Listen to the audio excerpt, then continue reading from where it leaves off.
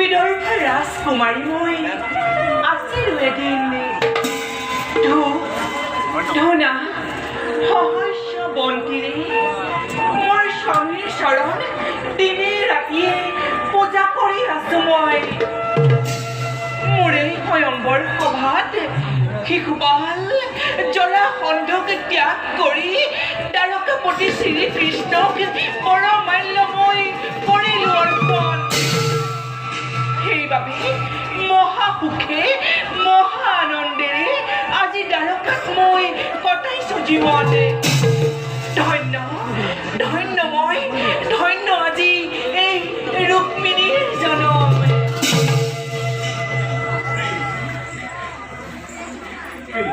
না না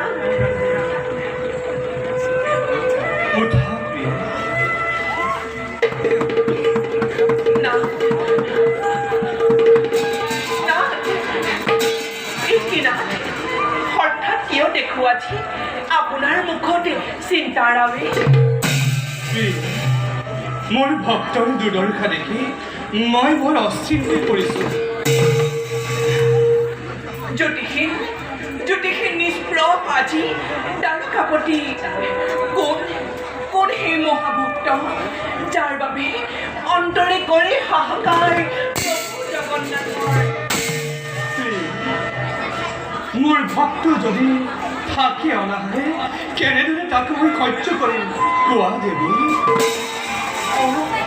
বুজিছো, সেই ভক্ত অতিকৈ প্ৰিয় আপোনাৰ।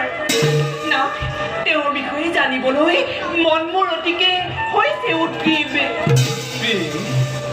সুদামা নামে আছে দৰিদ্ৰ ব্ৰাহ্মণ মহাভক্ত বাল্যবন্ধু।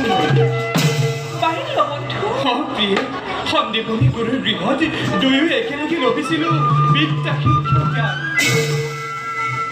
কিন্তু মায়াময় সংসাৰৰ দুখৰ শৃংখলে তেওঁক এনেদৰে কৰিলে শৃংখলিত। সেই দুখ দূৰ কৰিবলৈ তেওঁ অতিকে অক্ষম। বাস কৰে ভগ্ন বজাৰ, খুঁজি মাগি যি পায় তাৰেই ক্ষুধা কৰে নিবাৰণ। সমগ্ৰ সংসাৰ যেতিয়া নিদ্ৰাদেৱীৰ কোলাত নিমগ্ন হয় একো মনে একো ধ্যানে আমাকে কৰে চিন্তা। ভকতৰ দুখহাৰী হে দয়াময়, তেন্তে কিয় এতিয়াও সুদামাৰ দুখ আপুনি দূৰ কৰা নাই? আছে নেকি কিবা সন্দেহ সুদামাৰ ভক্তিৰ ওপৰত? সুদামাৰ ওপৰত সন্দেহ কৰা মানে মোৰ নিজৰ ওপৰতেই সন্দেহ কৰা হ'ব। তেন্তে কিয় কিয় তেওঁ দুখ দুৰ্দশা দূৰ কৰা নাই?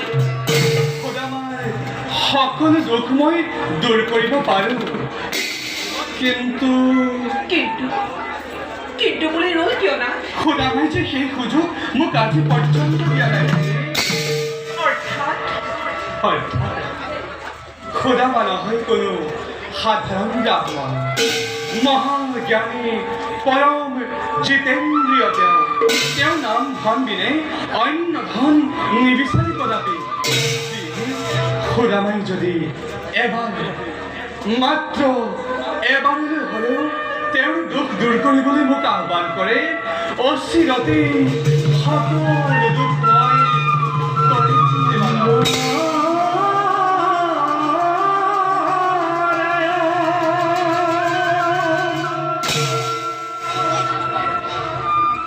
হে দয়াময়, ভকতৰ দুখহাৰী প্ৰভু জনাৰ্দন, প্ৰভু এনে ভক্ত লাভ কৰিছা যেতিয়া যুগে যুগে হৃদয় মধ্যত উজ্বলাই ৰাখিব তোমাৰ এই নাম। প্ৰভু তেওঁৰ বিষয়ে জানিবলৈ আৰু তেওঁক লগ পাবলৈ বাৰে বাৰে মন মোৰ হৈছে চঞ্চল। তোমাৰ মনোবাঞ্ছা অচিৰতেই পূৰণ হ'ব, কিন্তু তাৰ আগে পৰীক্ষা কৰিম মই ভক্ত সুদামা আৰু দেখুৱাম জগতত মোৰ লীলানন্দ।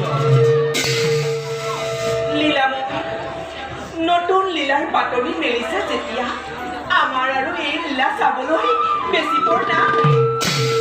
বাৰু বলা প্ৰিয়, আমি খন্তেক কৰোঁ বিশ্ৰাম। ব'লক।